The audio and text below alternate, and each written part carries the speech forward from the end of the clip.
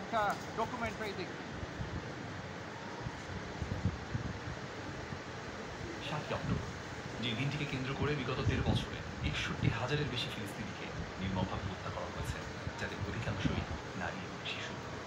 প্রশ্ন হলো, ইসরায়েলের এই গণহত্যা এবং নির্মমতার ইতিহাস কি 7 অক্টোবরেই শুরু? না, একটু পিছন ফিরে দেখা যায়। সাল 1897, প্রথম জার্নালিস্ট কংগ্রেস। থিওডর হার্জেল নামে একজন অস্ট্রীয় হাঙ্গেরীয় সাংবাদিক ইউরোপে ব্যাপক অ্যান্টিসেমিটিজমের কথা তুলে ফিলিস্তিনে একটি ইহুদি মাতৃভূমি প্রতিষ্ঠার কথা বলে আসছেন। এই কংগ্রেসে নেতৃত্ব দিচ্ছেন তিনি। এর হাত ধরে 1917 সালে বেলফোর ঘোষণা আসলো। British foreign secretary Arthur Balfour lord baron রসচাইল্ডকে একটি চিঠিতে বললেন ফিলিস্তিনি ইহুদি রাষ্ট্র প্রতিষ্ঠার জন্য ব্রিটেন সমর্থন জানাবে। তখন ফিলিস্তিন ব্রিটিশদের দখলে। প্রথম বিশ্বযুদ্ধের পর অটোমানদেরকে পরাজিত করে তারা ফিলিস্তিন দখল করে নিয়েছিল। 1920 সাল হাকানা গঠিত হলো। হাকানা এক ধরনের সন্ত্রাসী মিলিশিয়া গোষ্ঠী যারা ফিলিস্তিনি জনগণের উপর গণহত্যা চালিয়ে তাদের জমি দখল করে একটি ইহুদি রাষ্ট্র প্রতিষ্ঠার কাজ শুরু করতে চাচ্ছিল। 1936-এ ফিলিস্তিনে ইহুদি অভিবাসন বেড়ে প্রায় 3.5 লাখে দাঁড়ায়, যার ফলে ইহুদিরা ফিলিস্তিনে মোট জনসংখ্যার 3% থেকে বেড়ে 30% পৌঁছে দেয়। এই ব্যাপক জনসংখ্যা পরিবর্তনের কারণে ফিলিস্তিনি জনগণের উপর প্রচণ্ড চাপ তৈরি হয়। তারা তাদের জমি, জীবিকা সব কিছুই হারাচ্ছিল। ফলশ্রুতিতে 1936 থেকে 1940 সালে গ্রেট আরব বিপ্লব শুরু হয়। ফিলিস্তিনি জনগণ তাদের অধিকার রক্ষার জন্য বিদ্রোহ শুরু করে, কিন্তু ব্রিটিশ বাহিনী তাদের উপর নিষ্ঠুর আক্রমণ চালায়। ফলে 5,000-এর বেশি ফিলিস্তিনি শহীদ হন এবং 15,000-এর বেশি আহত হন। 1940-এর দশকে ইরগুন এবং ইস্টার্ন গ্যাং নামে নতুন সন্ত্রাসী মিলিশিয়া গোষ্ঠী তৈরি হয়। 1946 সালে ইরগুন জেরুজালেমের কিংস ডেভিড হোটেলে বোমা হামলা চালায়, যার ফলে 96 জন শহীদ হন।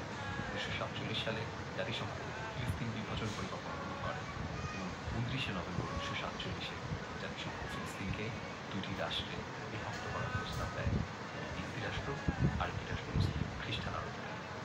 এই সিদ্ধান্তে আরব বিশ্ব নেতা এবং ফিলিস্তিনি জনগণের বিরোধিতা থাকলেও জাতিসংঘ তা পরিপূর্ণভাবে উপেক্ষা করে। 1948 ফিলিস্তিনিদের ওপর জায়নিস্ট মিলিশিয়াগুলোর হামলা শুরু হয়, যা নাকবা বা ক্যাটাস্ট্রফি নামে পরিচিত। 1948 সালের 14 মে ইসরায়েল রাষ্ট্র প্রতিষ্ঠার ঘোষণা আসলো, যার একদিন পর যুক্তরাষ্ট্র ইসরায়েলকে রাষ্ট্র হিসেবে স্বীকৃতি দেয়। ফলশ্রুতিতে 7.5 লাখের বেশি ফিলিস্তিনিকে তাদের নিজের মাতৃভূমি থেকে উৎখাত করা হয়, বাড়িঘর ছিনিয়ে নেওয়া হয়, ধ্বংস করা হয় এবং হাজার হাজার লক্ষ লক্ষ ফিলিস্তিনি শরণার্থী শিবিরে আশ্রয় নিতে বাধ্য হয়। 1950 সাল ইসরায়েলের নেসেট ল অব রিটার্ন আইন পাশ করে, যা বিশ্বের যে কোনো ইহুদিকে ইসরায়েলে বসবাসের অধিকার দেয়। কিন্তু সেই একই অধিকার এই ফিলিস্তিন যাদের জমি, যাদের মাতৃভূমি, তাদের কাছ থেকে সম্পূর্ণ কেড়ে নেওয়া হয়। 1953 সালে ইসরায়েল গাজার উপর প্রথম বড় আক্রমণ চালায়। 1956 সালে সুয়েজ ক্যানেল ইস্যুতে যখন সারা পৃথিবী মিশরের দিকে তাকিয়ে, ঠিক তখনই ইসরায়েল যুদ্ধের নামে খান ইউনিস এবং রাফায় নির্মম হত্যাকাণ্ড চালিয়ে কমপক্ষে 400 ফিলিস্তিনিকে হত্যা করে। 1967 সালে আরব ইসরায়েল যুদ্ধের সময় ইসরায়েল আকস্মিক আকাশ আক্রমণ চালিয়ে প্রায় 20,000 আরবকে হত্যা করে এবং অবৈধভাবে ওয়েস্ট ব্যাংক, পূর্ব জেরুজালেম এবং গাজা দখল করে এবং 4 লক্ষ ফিলিস্তিনিকে ওয়েস্ট ব্যাংক থেকে বের করে দেওয়া হয়। ইসরায়েলি দখলদারের সংখ্যা বেড়ে দাঁড়ায় 6 লাখ। 1982 সালে ইসরায়েল খ্রিস্টান জঙ্গি সংগঠন ফালাঙ্গিস্টদের সাথে জোট বেঁধে বৈরুতের ফিলিস্তিনি শরণার্থী শিবির অঞ্চলগুলোতে হামলা চালায়, যেখানে তারা প্রায় 3,000-এর বেশি ফিলিস্তিনিকে হত্যা করে। 1987 থেকে 1993 পর্যন্ত প্রথম ইন্তিফাদা শুরু হয়, যেখানে ফিলিস্তিনি জনগণ তাদের অধিকার রক্ষার জন্য বিদ্রোহ করে, যা পরে গাজার জাবালিয়া শরণার্থী শিবিরেও ছড়িয়ে পড়ে।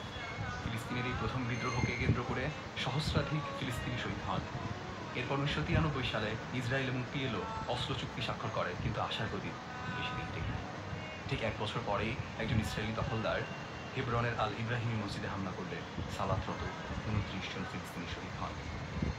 2000 সালের 28 সেপ্টেম্বর অ্যারিয়েল শ্যারন 1000 ইসরায়েলি সৈন্য নিয়ে আল আকসা মসজিদে হামলা করে। এই হামলা ফিলিস্তিনকে নিয়ে ইসরায়েলের দৃষ্টিভঙ্গি পরিষ্কার করে তোলে, যা শুধুই ফিলিস্তিনিদের প্রতি ঘৃণা এবং দখলদারিত্বকে কেন্দ্র করে বিচরণ করছে। সঙ্গত কারণেই শান্তি চুক্তিগুলো নিয়ে প্রক্রিয়া ছিল না ইসরায়েলের। দ্বিতীয় ইন্তিফাদা শেষে প্রায় 5,000 ফিলিস্তিনি শহীদ হন, যার মধ্যে ছিল 1200 শিশু, এবং গুড়িয়ে দেওয়া হয় 5,000-এর বেশি ফিলিস্তিনি ঘরবাড়ি।